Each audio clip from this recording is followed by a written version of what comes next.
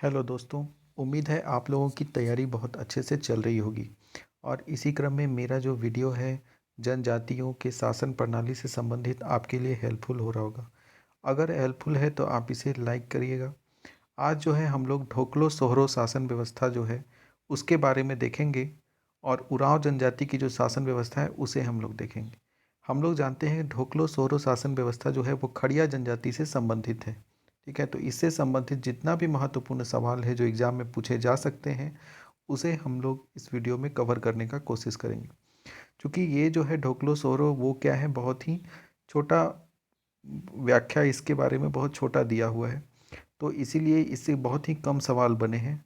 तो आज दो जनजातियों के बारे में हम लोग करेंगे, एक वीडियो में दो दो जनजाति करते जा रहे हैं जिससे कि सिलेबस जल्दी से जल्दी कंप्लीट करने का कोशिश करेंगे। तो चलिए वीडियो को शुरू करते हैं।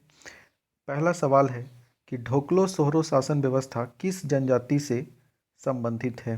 ढोकलो सोहरो शासन व्यवस्था किस जनजाति से संबंधित है, तो बोलेंगे ये है किस जनजाति से, अभी बताए खड़िया जनजाति से संबंधित है। कौन सी जनजाति?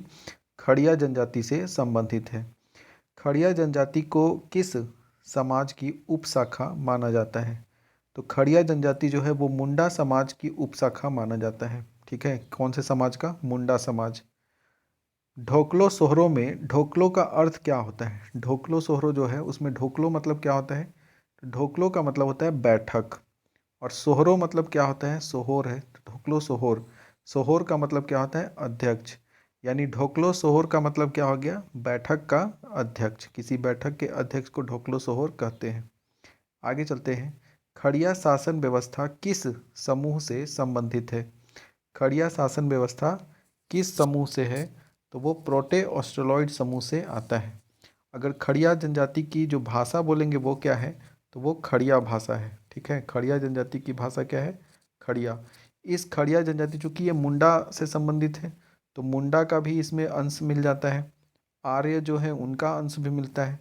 द्रविड़ जो है जिसको हम लोग उरांव जनजाति जानते हैं, तो द्रविड़ के भी अंश इसमें देखने को मिलते हैं।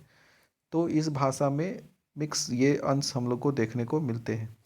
खड़िया शासन व्यवस्था किस समूह से है, तो खड़िया शासन व्यवस्था बोलेंगे प्रोटो ऑस्ट्रोलॉइड समूह से संबंधित है। खड़िया मुख्यतः झारखंड के किन स्थानों पर रहते हैं, मतलब खड़िया जनजाति झारखंड के किन जिलों में पाई जाती है, तो बोलेंगे खड़िया जनजाति जो है वो कहाँ कहाँ है, तो सिमडेगा में है, गुमला में मिलेगा और रांची में। जबकि सबसे मुख्यतः संकेंद्रण इनका सिमडेगा में है। ठीक है, मुख्यतः संकेंद्रण कहाँ है, तो बोलेंगे सिमडेगा में। किसका? खड़िया जनजाति का मुख्य संकेंद्रण सिमडेगा जिला में है। आगे चलेंगे। खड़िया प्रजाति को कितने वर्गों में बांटा गया है? खड़िया प्रजाति को 3 वर्गों में बांटा गया है। कितने वर्गों में? 3 वर्ग में। खड़िया प्रजाति 3 वर्गों में बटा हुआ है। गांव के प्रमुख को क्या कहते हैं? खड़िया जनजाति में गांव का जो प्रमुख होता है उसे क्या कहते हैं? उसे महतो कहा जाता है। गांव का जो प्रमुख है उसे महतो कहा जाता है। किसमें? खड़िया जनजाति में। ठीक है, आगे चलते हैं। खड़िया शासन व्यवस्था में पूजा पाठ कराने वाले को क्या कहते हैं? पूजा पाठ कराना, बलि चढ़ाना, इसको क्या कहते हैं? तो ये जो होता है, ये काम करता है पूजा पाठ करवाने उसको कहेंगे पाहन। क्या कहेंगे? पाहन, या फिर इसी को कालो भी कहते हैं। पाहन या कालो, ठीक है, कहा जाता है। आगे चलते हैं। खड़िया शासन व्यवस्था में गांव का नेता या संचालक कौन होता है? तो खड़िया शासन व्यवस्था में जो संचालक होता है गांव का उसको करटाहा कहते हैं। करताहा लिखा है जो है वो है करटाहा। ठीक है, क्या कहा जाता है, तो बोलेंगे करटाहा कहा जाता है। गांव का संचालक होता है करटाहा। और ये संचालन के साथ साथ गांव की जितनी भी प्रकार की समस्याएं हैं, गांव में जितने प्रकार के झगड़े होते हैं, उन झगड़ों का भी निपटारा करटाहा के द्वारा ही किया जाता है। तो अगला सवाल है कि गांव में हुए किसी प्रकार के समस्या या फिर झगड़े का निपटारा कौन करता है, तो बोलेंगे वो करता है करटाहा। कौन करता है? करटाहा। बीरू क्षेत्र जहाँ खड़िया जनजाति पाई जाती है वह झारखंड के किस जिले में स्थित है? बीरू क्षेत्र जहाँ पे खड़िया जनजाति पाई जाती है वह झारखंड के किस जिले में है, तो बोलेंगे झारखंड के सिमडेगा जिले में है। कहाँ है? बीरू क्षेत्र जो है वो झारखंड के सिमडेगा जिले में है। ठीक है, वीरू क्षेत्र। आगे चलते हैं। पढ़ा शासन व्यवस्था किस जनजाति से संबंधित है? तो अब ये खड़िया से संबंधित जितना सवाल है, खड़िया को कितने वर्गों में बांटा गया है? तो बोलेंगे 3 वर्गों में। कौन कौन होता है 3 वर्ग? तो पहला हो गया पहाड़िया खड़िया, ठीक है, पहाड़ी खड़िया। दूसरा होता है दूध खड़िया, दूध खड़िया। और तीसरा हो जाएगा कौन सा? ढोकलो खड़िया। तो ये 3 उपजातियां हैं खड़ियास का, ढोकलो, ठीक है। तो 3 उपवर्गों में बांटा गया है इसको, पहाड़िया, दूध और ढोकलो। आगे चलते हैं कि उरांव जनजाति के गांव को पढ़ा शासन व्यवस्था किस जनजाति से संबंधित है? तो पढ़ा शासन व्यवस्था जो है वो उरांव जनजाति की शासन व्यवस्था को पढ़ा शासन व्यवस्था कहते हैं। किसको? उरांव को। उरांव हम लोग जानते हैं कि उरांव की जो जनजाति है वो कौन सी है? द्रविड़ समूह से संबंधित है, ठीक है। इसकी भाषा जो है वो कुड़ुक भाषा इन लोग बोलते हैं, वो भी द्रविड़ से संबंधित है। उरांव जनजाति में गांव का प्रधान को क्या कहते हैं? तो उरांव यानी कि पढ़ा शासन व्यवस्था में गांव का जो प्रमुख होता है उसे महतो कहा जाता है। क्या कहा जाता है? महतो।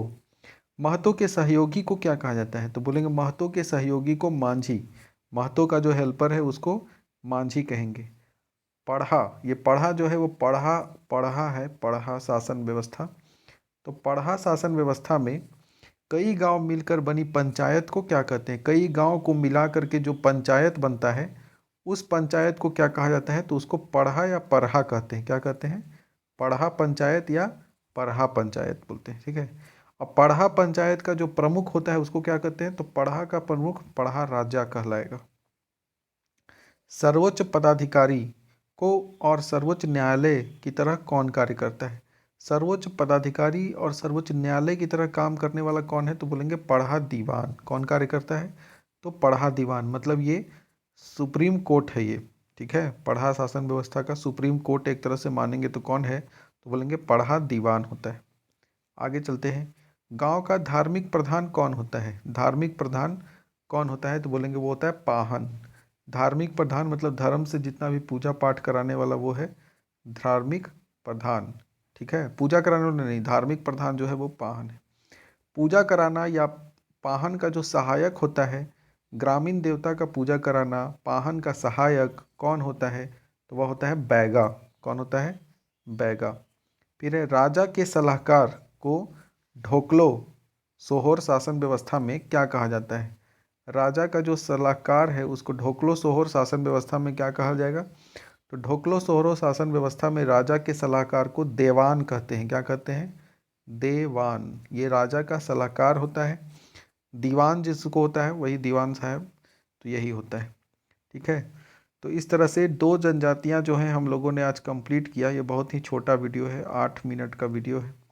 और इसमें 2 जनजातियों से जितने भी सवाल बन जा सकते थे वो कंप्लीट खोज करके और फिर आपके सामने लाए हैं।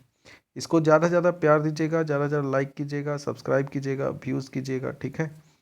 तो बताइएगा कि चैनल आपको कैसा लग रहा है जेपीएससी का, और किस तरह का। अब प्रीवियस ईयर का कुछ एक क्वेश्चन लाएंगे जिससे कि वो पता चलेगा कि किस तरह से क्वेश्चन जनजातियों से संबंधित पूछा जाता है। तो वैसे क्वेश्चन भी मिक्स करके आप लोगों के सामने लाएंगे। धन्यवाद।